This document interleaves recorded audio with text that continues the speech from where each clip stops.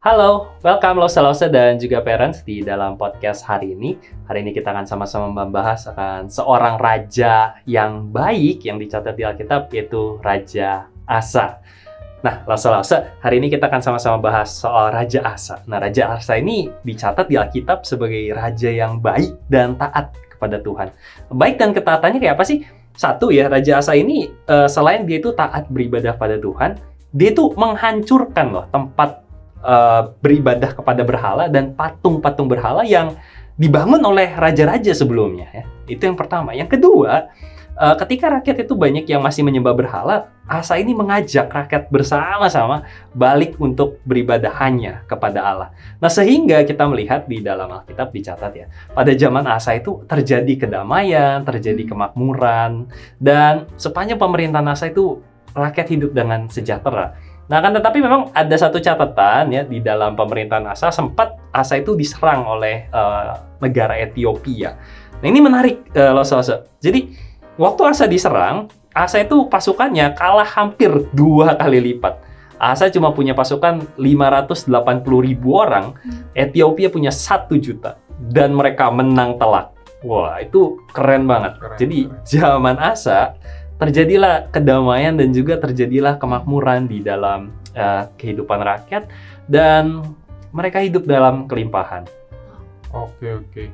Berarti Cuan tahu, ada nggak sih hubungannya antara ketaatan Raja Asa dengan kemakmuran dan keamanan bangsa Israel saat itu? Atau apakah kemakmuran dan keamanan bangsa Israel pada saat itu murni semata-mata karena anugerah Tuhan? Nah, pertanyaan menarik ya. Jadi sebenarnya ada hubungannya, ada antara ketaatan Asa dan kemakmuran yang dialami oleh Israel. Nah, yang pertama-tama sebenarnya kalau kita perhatikan di dalam Perjanjian Lama, terutama dari kitab Hakim-Hakim sampai kitab Tawarik, kita ketemu ada satu pola yang menarik ya, pola yang kita orang zaman now sebutnya reward and punishment ya, hukuman dan hadiah. Nah, kalau Israel taat ya, gini polanya. Kalau Israel taat, mereka mendapatkan reward. Biasanya rewardnya apa? Biasanya rewardnya adalah ada kedamaian, hasil panen melimpah, mereka hidup di dalam kemakmuran. Akan tetapi ketika Israel mulai menyeleweng, mulai tidak taat, mulai menyembah berhala, biasanya terjadi bencana. Misalnya bencana kayak apa? Ada kelaparan, kekeringan, lalu juga kadang-kadang suka ada serangan dari bangsa lain ya. Maka kadang-kadang ada catatannya kayak gini, maka Tuhan membangkitkan bangsa Anu menjadi lawan bagi bangsa Israel. Ini satu sistem yang diterapkan sebenarnya karena Tuhan sayang sama Israel. Ini satu sistem yang diterapkan karena Tuhan sayang sama Israel. Nah, gimana ceritanya? Jadi ceritanya gini, sejak manusia jatuh dalam dosa, ada satu hal yang rusak di dalam diri manusia. Sejak manusia jatuh dalam dosa, ada satu hal yang rusak di dalam diri manusia. Itu kemampuan manusia untuk membedakan apa yang baik dan apa yang jahat. Nah, hal ini membuat manusia masuk ke dalam satu siklus mematikan. Ya. Siklusnya kayak gini. Pertama, manusia mulai melupakan Allah dan menyembah berhala. Ketika mereka melakukan hal itu, ini yang terjadi.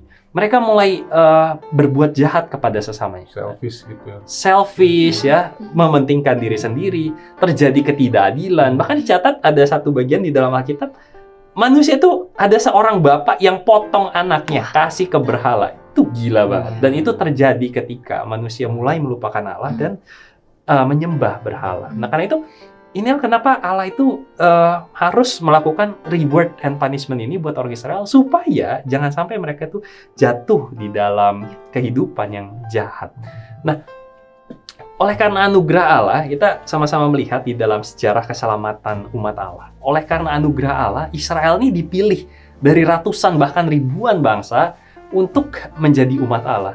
Bukan karena Israel itu bangsa yang baik dan taat kepada Allah. Pada mulanya kita sama-sama dapat catatan bahwa nenek moyang bangsa Israel pun sama-sama penyembah berhala. Akan tetapi, oleh karena anugerah Allah, bangsa yang tadinya nggak ada bedanya dengan bangsa lain, dipilih menjadi umat Allah. Israel dipilih menjadi umat Allah untuk apa? Untuk menjadi terang bagi bangsa-bangsa. Nah, terang bagi bangsa-bangsa teh naon, apa sih maksudnya ya? Nah, ini nih maksudnya adalah menjadi jalan keselamatan untuk Allah berikan bagi bangsa lainnya. Israel ini menjadi jalan keselamatan untuk bangsa lain yang diberikan oleh Allah. Gimana caranya? Cara yang pertama adalah dengan Israel tuh hidup kudus. Nah, kudus nih kita sering dengar ya. Kudus tuh apa sih artinya? Bukan kota kudus ya, atau soto kudus ya. Enak itu ya. Itu enak. Kudus di dalam Alkitab artinya beda. Kudus artinya hidup berbeda, punya hidup yang berbeda. Bedanya apa? Kalau bangsa lain itu kayak tadi ya, hidup saling menyakiti, menindas, menghancurkan, selfish, mementingkan hidupnya sendiri, tidak tahu apa namanya keadilan, tidak tahu belas kasihan. Akan tetapi orang Israel yang dipilih menjadi terang bagi bangsa-bangsa ini, Allah berikan hukum-hukumnya lewat hambanya namanya Musa. Supaya apa? Supaya Israel ini tahu caranya hidup dengan benar. Supaya Israel tuh tahu caranya hidup dengan benar, baik dalam relasinya dengan Allah maupun dalam relasinya dengan sesama. Bukan hidup yang mementingkan diri sendiri, bukan hidup yang tidak adil, tapi hidup yang di dalam kasih, hidup yang di dalam damai sejahtera dan keadilan Allah. Yang kedua adalah lewat Israel itu Allah akan menghadirkan juru selamat. Ini cara kedua Israel menjadi terang bagi bangsa-bangsa itu. Lewat Israel, Allah akan melahirkan juru selamat yang kita tahu, Tuhan Yesus Kristus. Nah, inilah yang menjadi alasan Tuhan itu memanggil Israel, dan ini rencananya bagi Israel. Nah, kita sering mengaitkan keamanan, kesehatan, kemakmuran sebagai anugerah Allah ya. Kita mungkin sering ya, wah saya dapat berkat nih gitu ya, dapat gaji ekstra gitu kan ya. Oh saya lagi diberkati Allah gitu ya. Ada anugerah Allah yang diberikan pada saya itu. Kita mengurusnya dari kesehatan, kemakmuran, keamanan. Ini benar, nggak salah. Akan tetapi, anugerah Allah yang kita sebut sebagai anugerah Allah itu adalah sesuatu yang melampaui semua itu. Kenapa? Karena anugerah Allah yang pertama ialah kita dipilih jadi umatnya, ya, seperti Israel dipilih menjadi umatnya. Padahal kita bukan siapa-siapa, kita orang yang sama aja dengan orang lain, hidup di dalam dosa. Tapi dipilih Allah menjadi terang bagi bangsa-bangsa. Ini anugerah yang pertama. Yang kedua adalah ada janji hidup yang kekal bagi setiap kita yang percaya kepadanya. Inilah anugerah yang diberikan bukan karena kita baik, bukan karena kita hebat, bukan karena tadinya kita udah taat pada Allah. Kita sama aja sama semua orang yang lain, sama-sama pendosa, sama-sama orang yang berbuat jahat. Tapi Allah memilih kita, menunjukkan kita cara hidup yang benar sehingga kita bisa menjadi terang bagi bangsa-bangsa. Dan yang kedua tadi, kita diberikan satu janji keselamatan. Kita dipilih menjadi umatnya semata karena kemurahannya, bukan karena andil kita, bukan karena kebaikan kita, bukan karena hebat dan cakap kita, tapi semua itu karena anugerah Allah yang melampaui logika manusia. Lause, cuan tahu, saya tuh jadi ingat ada satu film yang diambil dari bukunya C.S. Lewis, judulnya Narnia. Itu loh yang ada The Witch, The Lion, and the Wardrobe. Tahu. Iya, saya juga tahu itu buku fiksi ya sebenarnya dikarang oleh C.S. Lewis. Tapi itu bagaimana C.S. Lewis itu menceritakan mengenai anugerah Allah melalui pengorbanan Yesus Kristus. Ya. Kita lihat cuplikannya kali ya, contoh ya. Yuk, mari kita lihat. Peter, Susan, Edmund, dan Lucy berkelana di dunia Narnia melalui pintu ajaib di belakang lemari. Di Narnia, mereka menemukan winter atau musim salju yang tidak berakhir dan tidak ada Natal di sana. Narnia dilanda winter tiada akhir karena ada di bawah kekuasaan The White Witch. Di Narnia sebetulnya ada orang-orang baik dan sangat mengharapkan winter ini berlalu. Tapi ada juga yang menjadi pengikut White Witch. Edmund juga ternyata terkena godaan si White Witch. Mereka bertemu dengan Aslan, sang singa pahlawan. White Witch benci sekali pada Aslan. Akhirnya Aslan membiarkan dirinya dibunuh oleh White Witch untuk menggantikan Edmund yang seharusnya mati. Ketika The White Witch merasa menang di atas angin, ternyata Aslan bangkit lagi dan mengalahkan The White Witch. Aslan menyelamatkan Narnia dan semua orang, termasuk Edmund yang tadinya sudah berada dalam kuasa White Witch. Dan Peter, Susan, Edmund, dan Lucy menjadi pangeran dan putri di Narnia. Wah, seru banget ya ceritanya ya, Tuhan tahu ya. Keren banget, keren banget. Nah, ini satu film yang bagus nih loh saya untuk menjadi sebuah analogi yang bisa menjelaskan kepada banyak orang tentang konsep anugerah Allah dan keselamatan yang diberikan Allah kepada kita. Nah, Long Never Ending Winter itu menggambarkan dunia yang sudah jatuh dan dikuasai oleh iblis ya, dipengaruhi sedemikian rupa. Long Never Ending ya. Dan White Witch ya, musuh utama di dalam film ini adalah gambaran musuh utama kita juga, itu si iblis yang sering sekali dan terus-menerusan sampai detik ini membujuk orang-orang untuk menjadi pengikutnya. Nah, tokoh utama sebenarnya Aslan ya, singa yang epic itu adalah gambaran Tuhan Yesus Kristus sendiri yang mengorbankan dirinya untuk menebus manusia yang dipilihnya. Kita yang dipilihnya bukan karena kita baik, bukan karena kita punya sesuatu yang spesial di dalam diri kita, bukan karena kita hebat, melainkan semata karena anugerah kita, melainkan semata karena anugerah Allah atas kita. Dan sekalipun kita udah berdosa ya, seperti Edmund ya di dalam film itu, sekalipun kita udah jatuh di dalam dosa, mengikut si iblis ya, mengikut White Witch, namun Allah rela mati bahkan untuk membebaskan kita. Baik, Tuhan tahu. Ini kita berbicara mengenai anugerah Allah. Jadi saya sering dengar nih bilang orang Kristen kok enak banget ya gitu. Karena mendapatkan anugerah Allah, yaitu salah satunya anugerah keselamatan, seakan-akan orang Kristen tuh boleh berbuat dosa sebanyak-banyaknya berulang-ulang gitu. Ya karena toh udah mendapatkan anugerah juga dari Allah. Nah, ini satu pertanyaan yang menarik ya, kritisi yang bagus. Nah, kita mesti mengingat bahwa ada rencana Allah bagi kita yang sudah dipilihnya. Ya, ketika Allah memilih kita, ada rencana yang sudah dibuat oleh Allah untuk kita. Rencana apa? Rencana untuk menjadi garam dan terang. Rencana supaya kita yang dipilihnya menjadi garam dan terang bagi dunia. Supaya orang-orang yang belum kenal Allah, supaya orang-orang yang masih hidup di dalam kegelapan bisa melihat, bisa mengalami garam dan terang tadi, bisa merasakan ada Allah yang berkarya di tengah-tengah dunia. Mereka yang hidup dalam dosa, hidup dalam penderitaan, kehancuran, ketidakadilan, tidak ada belas kasihan, dapat beroleh keselamatan, cinta kasih, damai sejahtera, dan kedamaian. Kalau kita yang sudah diberikan anugerah, seperti Lause tadi bilang, hidupnya sembarangan, nggak ada bedanya sama orang dunia. Itu persis kayak yang Tuhan Yesus gambarkan, apa gunanya seperti garam yang sudah kehilangan asinnya. Nggak ada gunanya lagi. Nah, Allah yang mengasihi kita tidak ingin kita ada di dalam keadaan yang seperti demikian.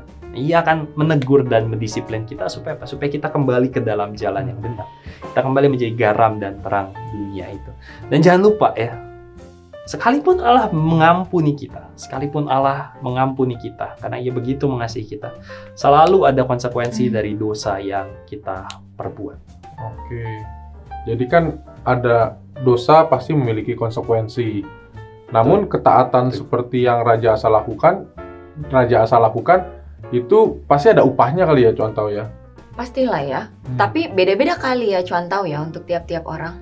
Nah, betul ya. Jadi gini loh, betul ada reward bagi mereka yang setia. Tapi seiring iman kita bertumbuh, ya, seiring kita menjadi orang yang lebih dewasa di dalam iman kita, perlahan-lahan kita akan menyadari motivasi untuk taat itu sebenarnya bukan karena reward. Kita akan perlahan-lahan menyadari kita itu taat karena kita mengasihi Tuhan. Karena kita perlahan-lahan seiring kita bertumbuh di dalam iman kita menyadari Tuhan tuh sebenarnya punya rencana yang indah buat kita. Dan Tuhan tuh menyediakan rencana yang begitu indah, sehingga ketika kita menyadari akan rencana ini, kita dengan secara otomatis ingin mengikuti rencananya. Nah, ketaatan itu lahir dari kesadaran ini, bahwa Tuhan sudah menyiapkan dan mengajarkan kepada saya hal yang baik. Saya taat bukan karena pengen reward, karena saya tahu ini hal yang baik, ini hal yang benar untuk dikerjain. Dan saya mengasihi Allah saya, inilah kenapa saya mengerjakan hal ini.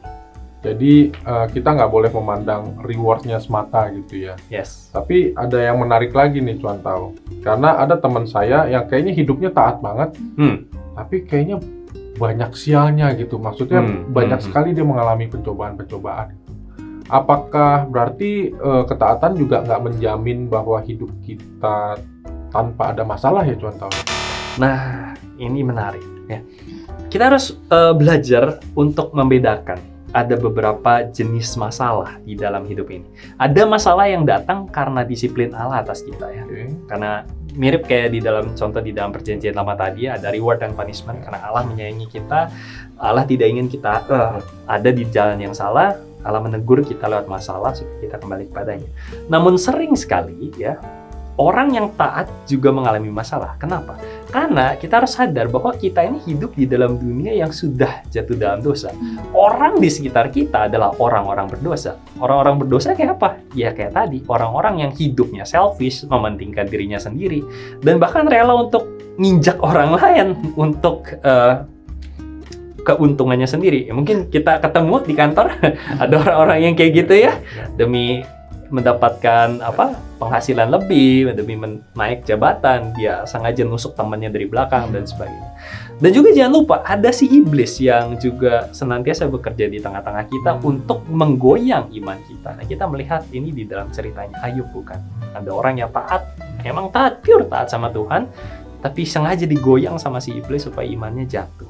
Nah, inilah kenapa kadang-kadang kita sekalipun taat, kita masih bisa mengalami masalah. Akan tetapi jangan takut. Kenapa? Karena Tuhan itu sekalipun tidak menjanjikan kita hidup yang problem free, akan tetapi Tuhan menjanjikan kepada kita penyertaan di dalam menghadapi setiap masalah. Tuhan akan beserta dengan kita sampai pada akhir zaman. Serta bagi kita yang setia, sekalipun masalah yang kita alami adalah masalah yang berat, sekalipun kita harus menghadapi penderitaan yang sedemikian rupa, kita mesti ingat bahwa kematian bukanlah akhirnya. Ada satu tempat di sorga yang sudah Tuhan sediakan bagi kita yang setia mengikutinya. Wah, amin, amin. Bagus ya. Ya, bagus. Terima kasih ya, Lause. Sama-sama, Lause. Tapi bagaimana penerapan minggu ini, Lause?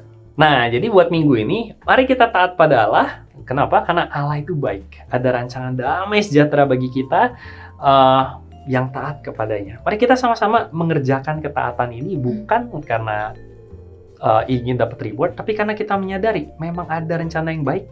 Allah menunjukkan cara hidup yang baik, hidup dalam damai sejahteranya.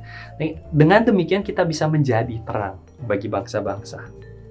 Begitu. Terima kasih banyak Cuan Tau, terima kasih banyak Lause, and Lause. thank you Lause and parents for watching. See you on the next podcast. Bye. Bye.